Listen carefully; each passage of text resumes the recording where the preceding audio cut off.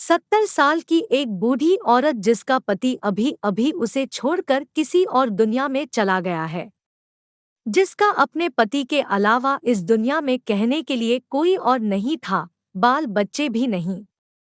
पिछले कई दिनों से उसे घर खाली करने के लिए नोटिस पर नोटिस आए जा रही थी।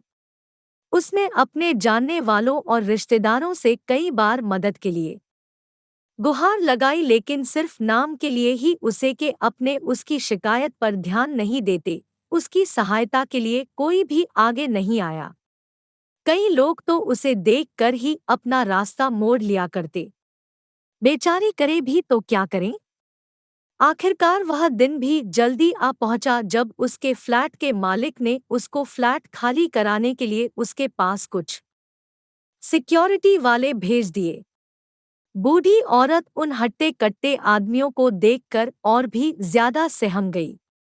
वो उनके आगे गिड़गिड़ाने लगी, उनके पैर पकड़ लिया और कहने लगी उसे सिर्फ 2 दिन की मोहलत दे दी जाए, वो कुछ भी करके अपने लिए रहने के लिए कोई और जगह की तलाश कर लेगी।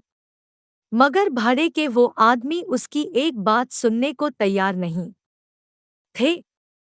जब सिक्योरिटी वाले उस बूढ़ी औरत को धक्का मार के निकलने ही वाले होते हैं, तभी पीछे से एक आवाज आती है, खबरदार, जो इस अम्मा को किसी ने हाथ भी लगाया तो इन्हें इन्हीं के घर से कोई नहीं निकाल सकता।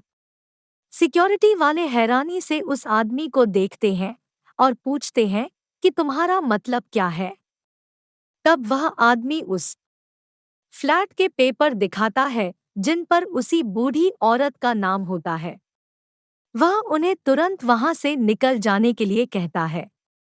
पेपर देखकर वह सिक्योरिटी वाले वहां से निकल जाते हैं। यह सारी घटना बूढ़ी औरत बड़े अचंभे में देखती रहती है। सबके जाने के बाद बूढ़ी औरत उस आदमी से पूछती है कि बेटा, मैंने तुमको नहीं पहचाना, लेकिन मैं इतना जरूर कहूंगी कि तुम आज मेरी जिंदगी में भगवान की तरह आए हो।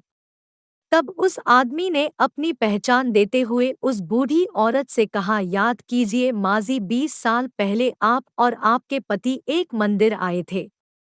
वहां पर एक छोटा बच्चा आपसे स्कूल में भर्ती होने के लिए भीख मांग रहा था।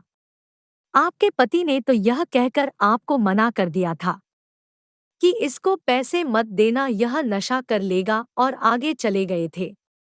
लेकिन आप वहीं पर रुक गई थी और आपने अपने पास रखे सारे पैसे उस बच्चे को दे दिए थे। आपने आशीर्वाद और एक ताबीज देते हुए उसे कहा था कि भीख मांगने से अच्छा है छोटा मोटा काम करो और अपनी पढ़ाई पूरी करो, तुम्हें भगवान जरूर कामयाबी देगा।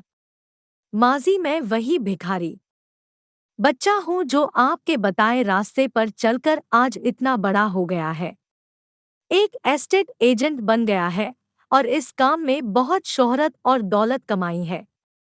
इसी काम में मुझे इस बात की भी खबर रहती है कि किस दिन कौन सी प्रॉपर्टी खाली करवाई जाने वाली है। जब मैंने आपका नाम इस लिस्ट में देखा तो मुझसे रहा नहीं गया। जो मदद आपने मेरी बरसों पहले की थी वह मैं आपको लौटाने आया हूँ। इसलिए मैंने तुरंत आपका घर खरीदकर आपके नाम कर दिया है। आपने जो ताबीज मुझे उस समय दिया था जिसने मेरी आज तक रक्षा की है, मैं वह आपको लौटाना चाहता हूँ। मैं चाहता हूँ कि यह ताबीज अब आपकी रक्षा करे। हाँ, मेरी एक और विनती है, बुढ़ापे के समय में अगर मैं आपकी लाठी बन पाऊँ तो मैं अपने आप को खुशनसीब समझूंगा।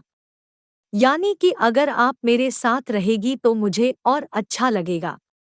बूढ़ी औरत यह सब बातें सुनकर बहुत खुश हो जाती है और उसकी आंखों से खुशी के आंसू बहने लगते हैं।